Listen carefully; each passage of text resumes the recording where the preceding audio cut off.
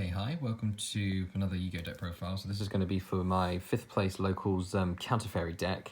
It was a really fun tournament. I was able to go against quite a few different sort of kind of decks of this, and I was able to beat Sky Strikers with this surprisingly in the last round, and that was really fun. But yeah, it's still pretty good. Yeah, so just get into it. Very anti-meta-ish deck, and just make sure your opponent doesn't actually do anything. So start off.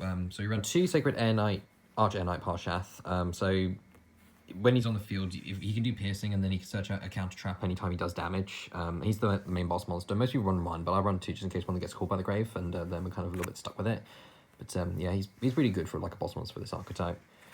2 Bountiful Artemis. This always like dabbles between 2 and 3, but I find that 2 is quite a nice amount. So just anytime a counter trap resolves, you get to draw 1, and it's not activation effect, just a field condition. So she's really nice. The best card probably of the deck, the 2 barriers actually in the heavens, that basically makes it so that you can't special summon anything except for light, and it's the same for your opponent. Just getting this on board and it just ruins your opponent a lot of the time. But obviously it's only 1,000 attacks, so we try and do what we can to protect it. So we have the double launch to try and help out with that. Just, you know, swing it into any light monster, and then it just boosts up the attack as much as possible. Very useful.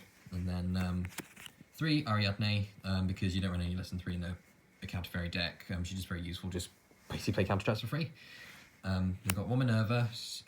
We have 1 also lesser monsters. So she gains 500 attack every time a counter trap resolves, and then if Sanctum of Parshath is on the field, you get to recycle 1 of your counter traps from the graveyard as long as it's a different name to the one you activated. 1 Metiel, so gain 1,000 when a counter trap resolves, and destroy a card non-targeting if Sanctum of Parshath is on the field, which we do have a card to help out with that. Then 1 Power Ranger Valkyrie, you gain anything such as like fairy, so you can pretty much get anything out. I never had to play her at all, but it's still fine to have her. And then, like I said, just you want to go for like a minimum sort of lineup with these guys and everything, and then just try and focus more on the counter traps. But yeah, we do have some spells to help out now with the means of protection and stuff. So we've got the 2 Sanctum of Parshath, which cancels Sanctuary in the Sky, gives all your fairies a little boost, protects your back row from targeting and destruction, and then you get to stack your deck with the counter traps and light fairies from your graveyard. So pretty decent. I did run these at 3 originally, but that was too cloggy, so I just run 2 just for the sake of it. Now, these next couple of cards are a little bit contradictory with each other, so it did make it a little bit difficult to play in certain situations. But 2 Ties of the Bretheren, this is essentially what you use to help turbo out your barrier statue and then Honest in order to pretty much lock your opponent out from doing anything. And it's useful in that regard, but then the draw power cards are the things that make it a little bit trickier to do. So runs 2 Duality, because aside from the ties, you don't really special summon too often, but if you open up with this and ties, it's a little bit problematic, which is why I suggest that you run Prop Extravagance over it, but I'm not spending 180 quid for 3 cards. So this is fine for a budget option anyway.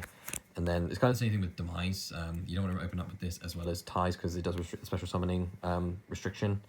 But, you know, being able to draw 3 is always really nice, and then being able to set your back row is also good. So it's a fine thing. So that's what we have for the spell lineup. And then obviously we get to the main bulk, which is the counter traps. So 3 Rebirth of Parshath. So reveal the counter trap in your hand, pitch it and pay 1,000 to negate a spell trap or monster effect, and then shuffle it into the deck rather than destroying it, which is nice. And then just summon out your big boss monster you can get to. There he is.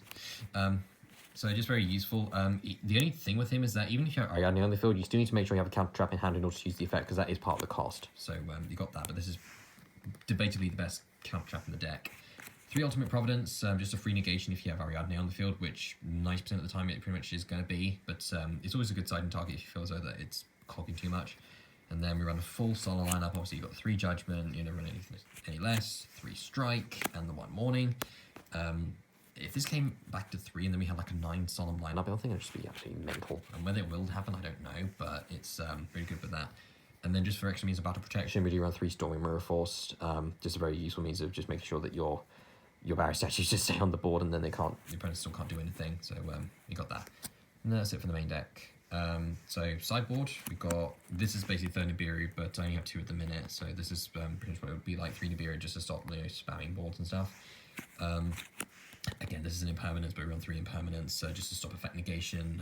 I never ended up using this because the situations I had didn't really call for it. 3 evenly matched, again going against heavy boards and everything, just in case I needed to do so. Then 3 Drastic Drop-off, which is good. I used this against a true Draco player, which I lost to, but this was good for kind of, you know, small amount, because all they do is run like a lot of search cards and everything. And then if I'm running a situation where my opponent does have Solemn Brigade as well, I do have 3 Red Reboot just to counter that. But yeah, there we go. That's pretty much the whole lineup with that.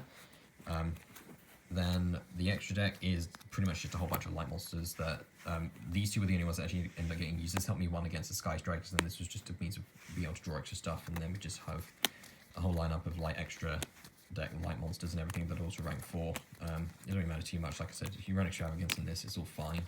And then I just ran these extra monsters spare. I did have the Tornado Dragon as like a useful thing, which is kind of useful against Sky Strikers when they just set everything in their back row. But yeah, that was essentially all there was with it. And that's pretty much that. It was a really, like I said, a really fun tournament, and I got against a lot of different decks. There was Sky Strikers, True Draco, it was a Crusadia, World Legacy, World Chalice, Mech Knight, Orchest deck. It was just really crazy, but I really thought it was nice. And as well as the deck, it was Gladiator Beasts, that's what it was. And it just pretty much shut out everybody to make sure they're clear there.